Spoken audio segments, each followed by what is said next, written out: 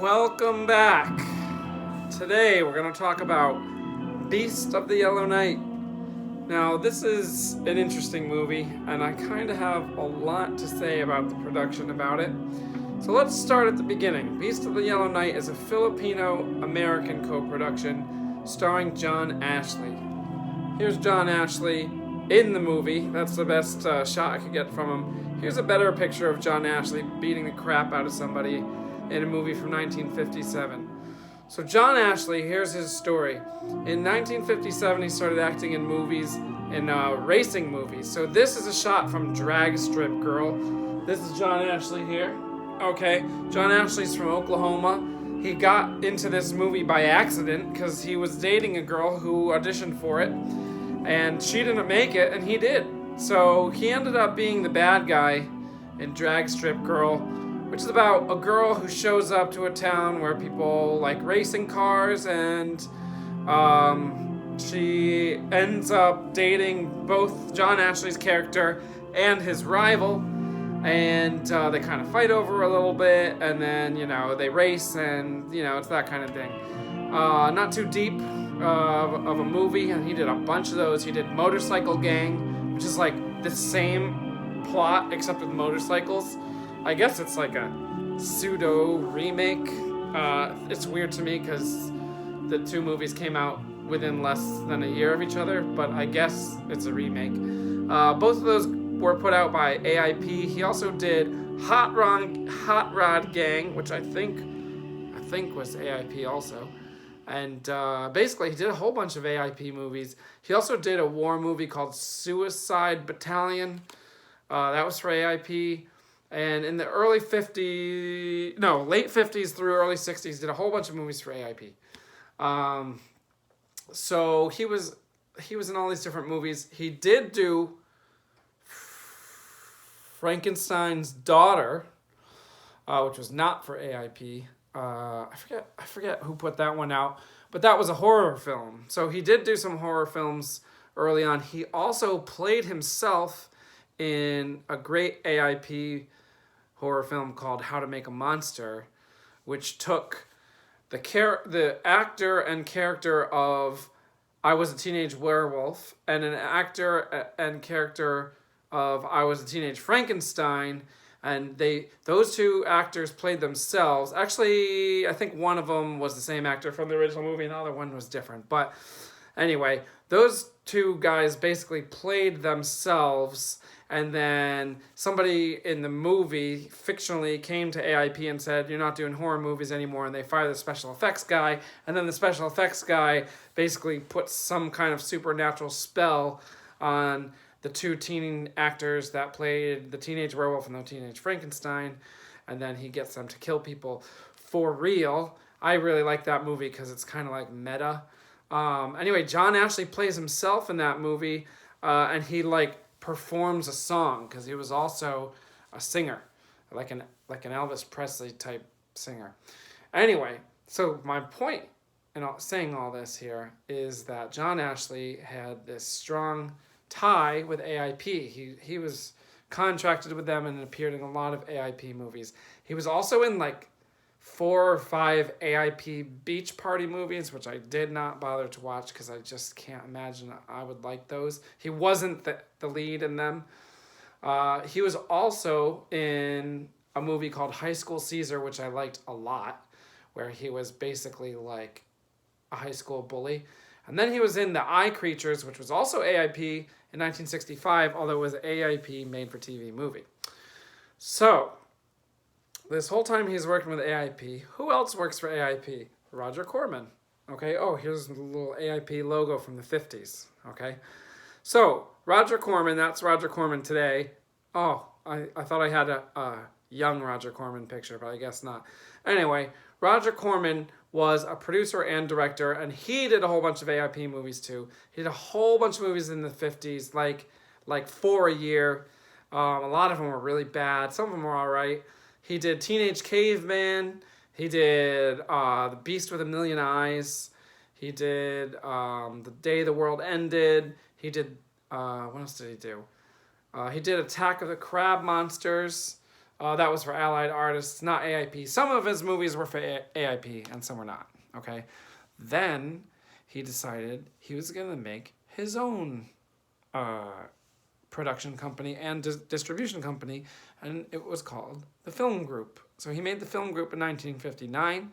He did The Wasp Woman for the Film Group. He did Little Shop of Horrors, which is probably his best movie that he directed. That was for the Film Group. And High School Caesar, which I mentioned earlier, was also for the Film Group. So he knew John Ashley for a while, okay? So time goes on. The Film Group folds in like 1968 or something like that. It didn't do well.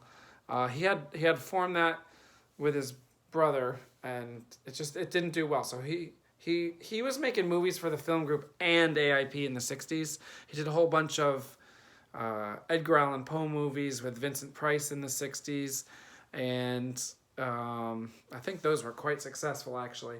So he learned from his Film Group mistakes, and in 1970, he was still working for AIP in 1970. He actually produced the Dunwich Horror, which we talked about on here. That was an AIP movie that Roger Corman actually produced.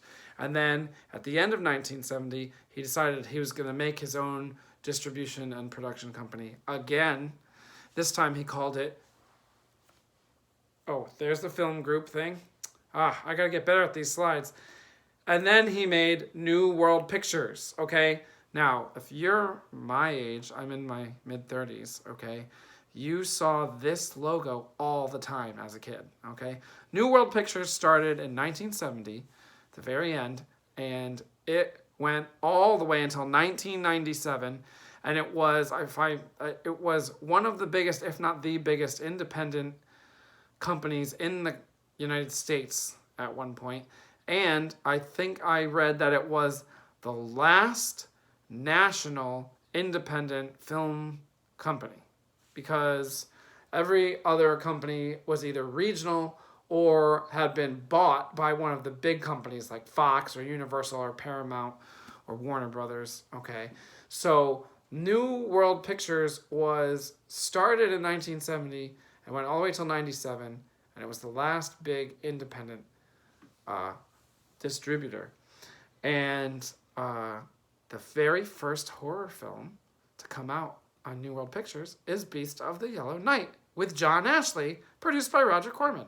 Actually, John Ashley co-produced this. It was the first movie that he had produced. Now, you may remember from last year when we talked about Beast of Blood that starred John Ashley. So after John Ashley made The Eye Creatures in 1965, he actually was left by his wife. His wife left him.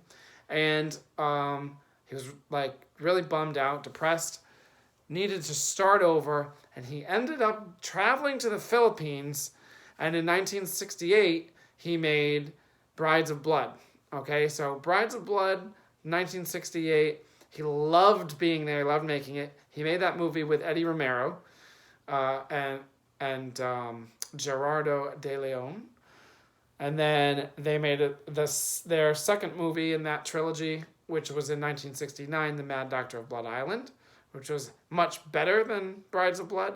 And then in 1970, Gerardo de Leon kind of went off and did his own thing, and Eddie Romero directed Beast of Blood, starring John Ashley. Again, another great movie, one of my favorite movies in 1970. So I was very excited because this is Eddie Romero and John Ashley, and this time Eddie Romero, John Ashley produced the movie along with Roger Corman for Roger Corman's brand new New World Pictures.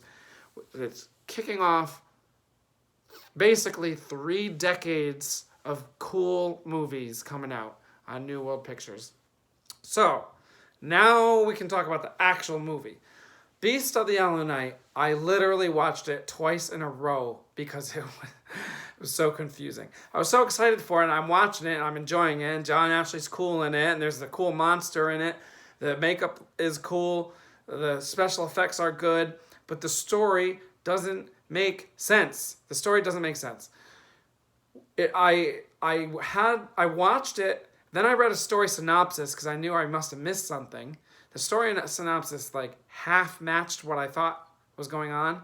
Then I watched the movie again, and I still don't really think the synopsis on Wikipedia really matches up. So what happens in this movie? So in the last 3 John Ashley horror movies, John Ashley is the hero, and he has to deal with the monsters. In this movie, he is the monster. So what happens is, to be honest, I could be saying this a little bit wrong, but I'm going to explain it to the best of my ability. At the beginning, John Ashley is dying. He was a soldier in the Philippines, and he's dying, and this fat Filipino guy appears to save him. John Ashley's crying. He says, "Don't kill me, please." He doesn't know who the guy is. The guy kind of laughs at him, basically says, "What do you do if I spare your life," or whatever. Oh, by the way, John Ashley's eating basically poisonous grapes or something. They just look like grapes, but he eats them, then he spits them out, and then the guy's like, "You're gonna die. Those are poison." And John Ashley's like, "Oh no." He's like sniveling and crying and stuff like that. It's kind of weird. So this guy, who Wikipedia says is Satan, and I am of the strong opinion that it is not supposed to be Satan. But the guy revives John Ashley and tells him that he is doing so that John Ashley can bring out the evil in anyone he goes near. Okay, now, he also, through later conversations, they talk about how this is it's not the first time that he has reincarnated John Ashley or revived him. Apparently, he keeps reincarnating John Ashley's character in different bodies. So, he has 2 names. One is the name of, the soul, which I think is Langdon, maybe John Langdon. And then there's the name of the body, which is Philip something, which I just watched it twice in a row, so you would think I would know the name, but it's so confusing. So there's Langdon and there's Philip. So Philip has a wife and a brother, and of course it's Langdon's personality inside Philip's body. So Philip's wife has an idea that it's not him. Philip's wife was also probably going to cheat on him with his brother, but then all of a sudden she realizes it's not really Philip, it's somebody else, and then she's intrigued, and then she wants him again. So really she's kind of cheating on her husband again because it's not really her husband. It's this other guy. By the way, also Philip was buried in the beginning of the movie, but then his body is there. He's not buried. So that doesn't really make sense. There's also a point where John Ashley as Philip and Langdon or whatever is basically can you just kill me? I'm over this. And the Satan, which is definitely not Satan, says no, I'm not going to kill you. They're what do you want me to kill you for? There's nothing after this. Well, Satan wouldn't say there's nothing after this because there would be hell. And that it would be Satan's goal would be to bring you down to hell. But this person's goal is to keep John Ashley on Earth to corrupt others, of which he completely fails at that goal because John Ashley doesn't corrupt a single person in the entire movie.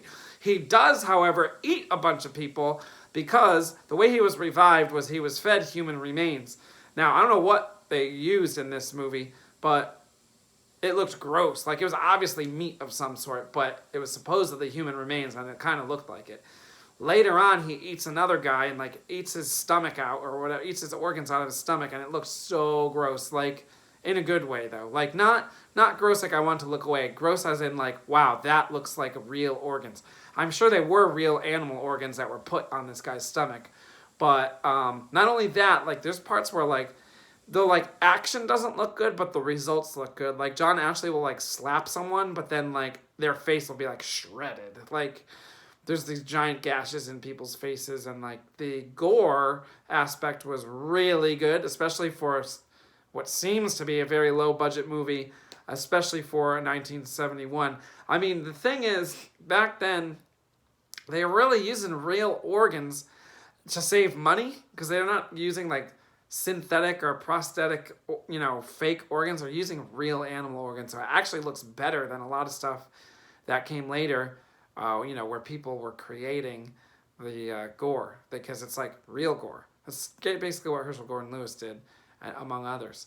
So I'm not going to go through the entire thing, but like that's the premise. And basically John Ashley is a werewolf, except he doesn't turn into the monster when he sees the full moon. He just turns into the monster like at completely random times, and he gets like stomach pains. I guess when he's hungry he turns into the monster. He gets stomach pains, and then he's the monster. And it's not, it kind of looks like a werewolf, but like a way grosser werewolf. It's funny too because like sometimes it's John Ashley playing the monster and sometimes it's not, and you can really tell when it's not because the guy's skinnier than John Ashley. Also, I don't know why, but the hairstyle completely changes. Like John Ashley in this movie has a very specific hairstyle, and then when he changes, the monster has a completely, like, it's like a ridiculous wig, but it doesn't even remotely match the hairstyle. So I don't know why when you turn into a monster your hair changes and then it changes back. Not sure about that. There's also a cool blind character who like is very ambiguous and like kind of like helps John Ashley, and like the demonish magical reincarnate evil guy like gets mad because John Ashley doesn't corrupt anybody, and John Ashley completely uses his own free will throughout the entire movie, other than when he's hungry and eating people. And the like demon guy's like frustrated. It's not Satan. He had no control over John Ashley whatsoever. It's not Satan. So Wikipedia got to change that. It's probably some Filipino demon or something like that. Also, the movie's in English, which may or may not surprise you. Depends on how much you know about the Philippines. But apparently, at least within the cities, everyone over there speaks English. I noticed all the actors speak English, even the like little, extra actors with 1 or 2 lines are all speaking English. And it sounds like they're using their own voices. It does not sound dubbed. I'm not 100% sure, but I don't think it's dubbed. I think it's, live recorded sound. Maybe there's some edits later, but although Filipino characters have relatively thick Filipino accents, to me it makes it feel much more authentic than having the movie dubbed. I get that, like, in Italy and Spain and stuff like that, people didn't speak English, and they wanted an English speak the English language movie, so they would dub it. A lot of the movies are dubbed very poorly. Actually, I was just watching Hercules, the 1958 Italian Hercules, which was distributed by Warner Brothers in the U.S. And then the dubbing sounds great. So dubbing doesn't have to be bad. It's just like, I guess if you have a really low budget, you're just hiring random people to read the script to dub it. But anyway, this doesn't sound dubbed at all. I don't think it is. And the title's in English. If you didn't know, the Filipino language uses our alphabet. And that is probably because they were a colony of Spain from the 1500s all the way until 1898. And it only stopped being a colony of Spain because the United States defeated Spain in a war and took it over until 1946. So from the 1500s until 1946, they had to use our alphabet anyway. So by that point, they're not going back to whatever they had before that. I don't even know if they had an alphabet before that. So the Philippines is very interesting. Everyone speaks English. Everyone has Spanish names. Gerardo de Leon sounds Spanish. Eddie Romero sounds Spanish. If we look at the credits for the crew of this movie, I don't know if there's any on here. No. They all sound Spanish, but they're Filipino, and they probably never spoke Spanish ever. They probably spoke Filipino and English. But I guess English is a very common language over there. Okay. Let's just talk about this poster real quick. You may notice that it says double the terror, double the shock. That's because this was released with another movie. I cut off the bottom. The other movie was a German movie from 1967 that didn't get released in the U.S. till 1971. I think it was called Monster with the Blue Hand? Something with the Blue Hand. It's a German film. I have not seen it at this point. I might watch it, though. So yeah, this is the top half of that double feature flyer. If you look here, It shows like a giant beast holding a girl by the hair, and the beast is only wearing some cut off shorts. This doesn't even remotely happen in the movie. He never, well, he does eat a woman, but he doesn't pull her by the hair. He never gets big like that, and he never is shirtless in the entire movie. So, I don't know about that. This, on the other hand, is pretty great. This is obviously eating a person's like leg or something, large bone, blood dripping off of it. That's pretty much what the beast looks like for the most part. So this is actually accurate. And yeah, I think that's about it. I found all these. I happen to be watching a lot of Roger Corman movies lately, not because of this. I actually went back and watched all the non-Beach Party John Ashley movies because I wanted to get in the John Ashley zone. Funny side note, he played a teenager from 1957 all the way through 1965, even though he was not even a teenager in 1957. He was like 23 or 24. So by the time he was in 1965, he was like at least 30, and he's still playing like a high school kid. It's kind of funny. He did look young in all those movies, though, but by the time this came out, he was probably almost 40, and he... Oh, no, I guess he would have been like 36 or 37. But he definitely looked older by the time this one came around. All right. Thanks for sticking with me, if you did. And that's Beast of the Yellow Night. John Ashley and Eddie Romero made another movie in 1972. I think that one is called The Twilight People. So we will return with them next year. All right. See you next week.